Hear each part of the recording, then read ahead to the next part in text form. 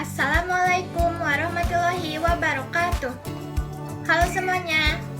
Perkenalkan, nama saya Sifani Alaisana Aniskala dari kelas 11 MIPA 8 nomor absen 36. Pertama-tama, marilah kita panjatkan puji dan syukur kehadirat Allah Subhanahu wa taala karena atas rahmat dan hidayahnya kita semua dapat berkumpul di tempat ini dalam keadaan sehat walafiat. Tak lupa, salawat serta salam marilah kita curahkan kepada junjungan kita yakni Nabi Muhammad SAW. Tak lupa kepada keluarganya, para sahabatnya, serta kita selagi umatnya di akhir zaman. Teman-teman, pada video ini saya akan membahas materi mengenai karya tulis ilmiah. Teman-teman, kita sering kali melihat atau bahkan membuat suatu teks yang digunakan untuk menuliskan suatu penelitian ilmiah tentang suatu hal. Oleh karena itu, di sini saya akan membahas materi mengenai suatu karya tulis ilmiah.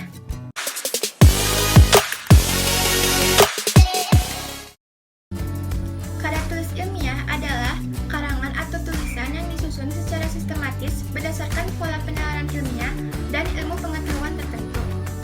Karya tulis ilmiah berisi fenomena atau peristiwa yang ditulis berdasarkan kenyataan.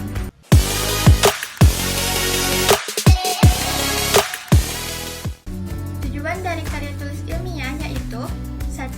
Sebagai wahana untuk menuangkan ide secara tersurat yang disusun secara sistematis.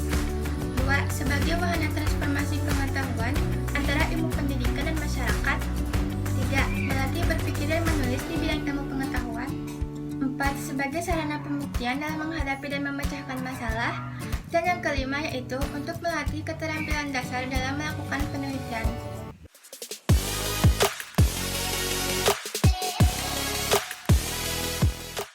Ciri-ciri dari karya tulis ilmiah yaitu 1. Sistematis. Karya tulis ilmiah harus tersusun berdasarkan pola yang baku. 2. Logis. Isi dari karya tulis ilmiah harus dapat dipahami dan dibenarkan oleh logika atau akal sehat.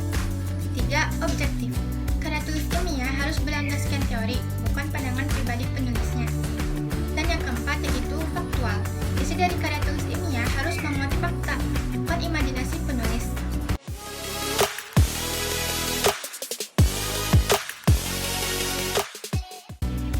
Karya tulis ilmiah terbagi menjadi 3 macam, yaitu populer, semi-formal, dan formal. Dalam bentuk karya tulis ilmiah populer diungkapkan secara ringkas.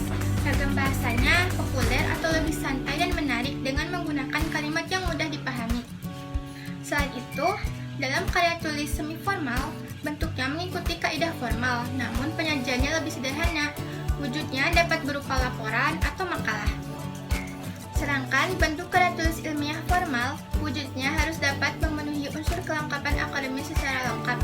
Bentuknya dapat berupa skripsi, tesis, ataupun disertasi.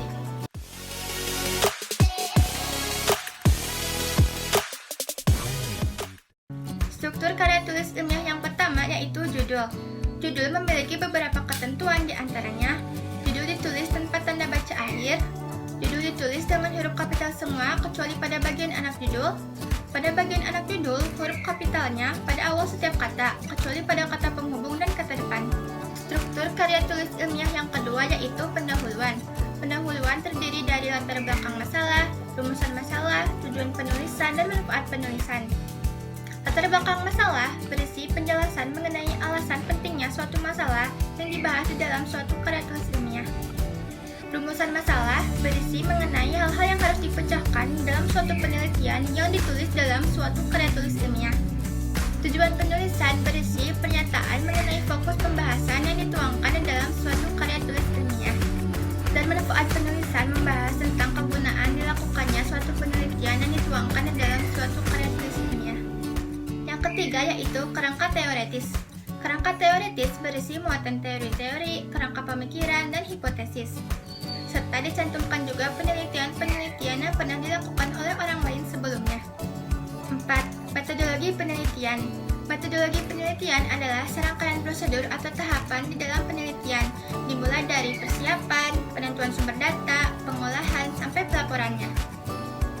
5. Pembahasan. Pembahasan berisi paparan tentang isi pokok dari karya tulis ilmiah, dimulai dari pendahuluan, kerangka teoretis, metodologi penelitian, sampai hasil hasil data yang diperoleh. Pembahasan pada karya tulis ilmiah, terutama yang berbentuk formal, penyajiannya dapat berupa tabel atau grafik disertai penjelasan dari tabel atau grafik tersebut. Penjelasannya harus mengacu pada kerangka teoretis yang sudah dituangkan pada struktur sebelumnya. 6. Simpulan dan saran. Simpulan berisi jawaban dan permasalahan dalam bentuk ikhtisar dari pendahuluan, kerangka teoretis, hipotesis, metodologi penelitian, sampai hasil temuan penelitian. Saran adalah usul atau pendapat dari penulis yang mengacu kepada karya tulis ilmiah. Dalam menuliskan saran, hendaknya dikemukakan secara jelas dan kemungkinan dapat dilaksanakan oleh pihak-pihak lain yang dapat menggunakan hasil penelitian tersebut. Dan struktur karya tulis ilmiah yang terakhir yaitu daftar pusaka. Daftar pusaka adalah daftar yang mencantumkan judul buku dan lain sebagainya karena telah dirujuk dalam penulisan karya tulis ilmiah. Jadi dapat disimpulkan bahwa karya tulis ilmiah merupakan karangan atau tulisan yang disusun secara sistematis berdasarkan pola penalaran ilmiah dan ilmu pengetahuan tertentu. Tujuan dari karya tulis ilmiah yaitu untuk menginformasikan kepada pembaca terkait suatu masalah beserta jawabannya. Macam-macam dari karya tulis ilmiah yaitu populer, semi-formal, dan formal. Serta struktur dari karya tulis ilmiah yaitu ada judul, pendahuluan, kerangka teoretis, metodologi penelitian, pembahasan, simpulan dan saran, serta yang terakhir yaitu ada daftar pusaka. Saran dari saya dalam menuliskan suatu karya tulis ilmiah yaitu harus memperhatikan struktur dan kaidah kebahasaannya yang telah ditentukan. Sekian video dari saya, mohon maaf apabila ada kesalahan.